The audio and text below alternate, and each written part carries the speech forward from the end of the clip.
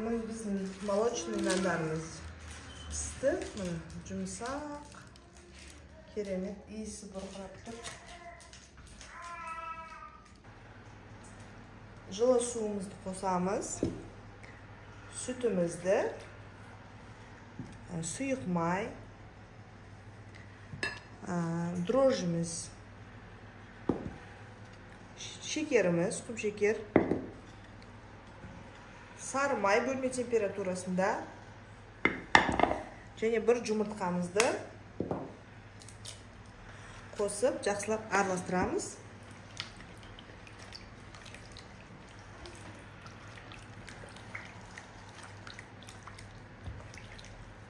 Tuzumuzu қосамыз соңында.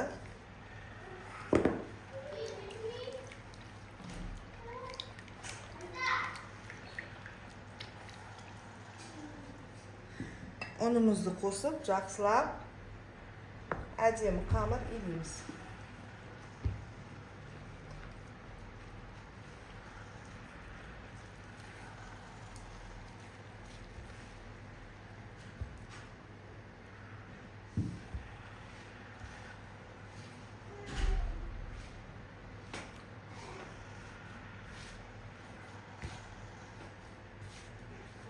Қамырымыз жұмсақ, әдемі қамыр болып иленеді.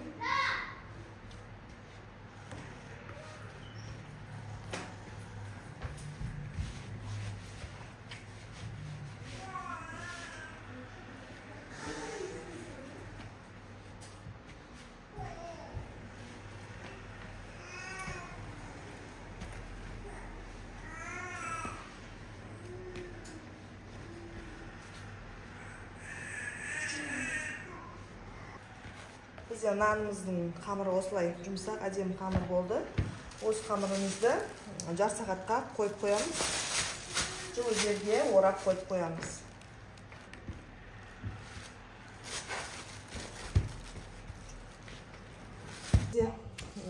Нанымыздың тестасы әдемі көтерілді. Енді осыны 100 граммнан бөліп аламыз. Әдемі бір келкі болу үшін.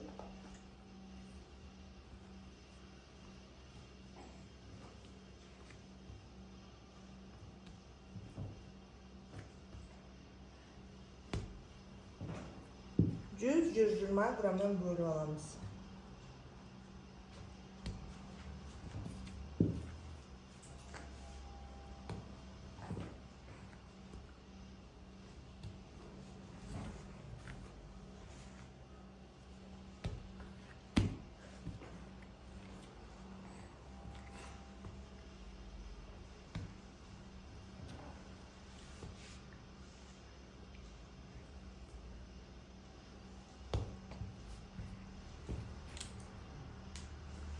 Бұл рецептпен 7-8 нан шығады.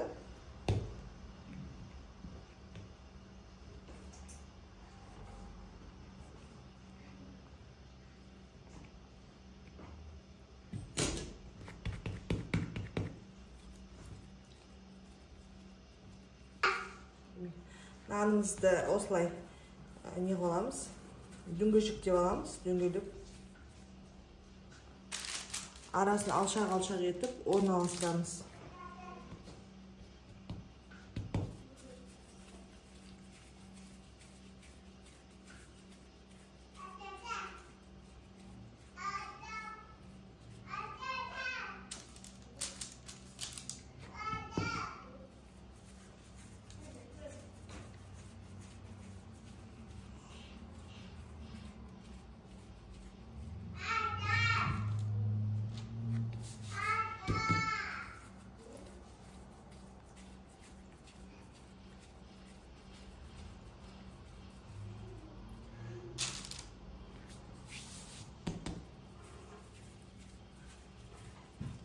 Қолға жабыспайтын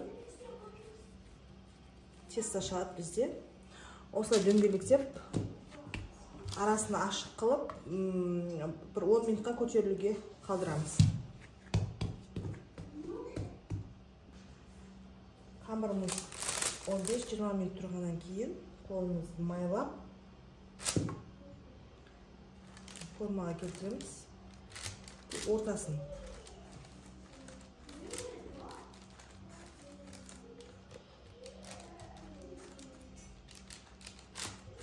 Ортасын басамыз тек. Бұл нандар 100 граммнан 7 нан шықты.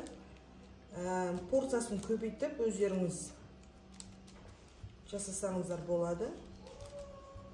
Граммын порциясын көбейтіп. Бұл нандар осы кафе ресторандарда және үйге қонақ кеткенде қойғанда жақсы көрінеді, әдемі, кішкентай болып. Жақсылап осылай ортасын басамыз.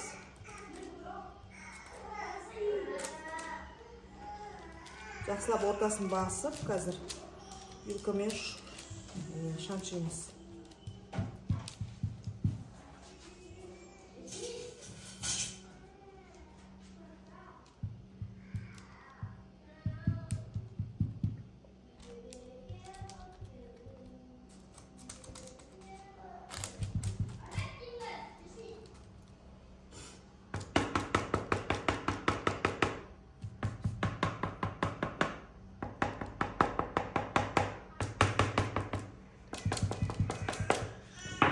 Бетіне жаққанға, мынандай жұмыртқаның сарысына азырақ сүт қосып жіберіп,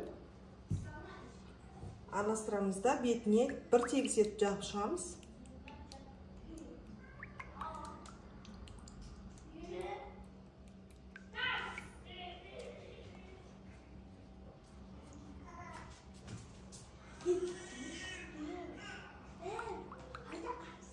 Бір тегіс жағып шығамыз.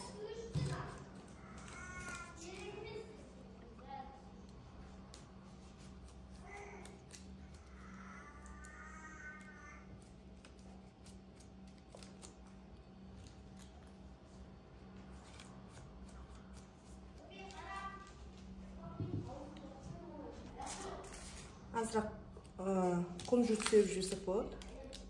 Немесе қара сидана бар ғой, содан сепсек болады.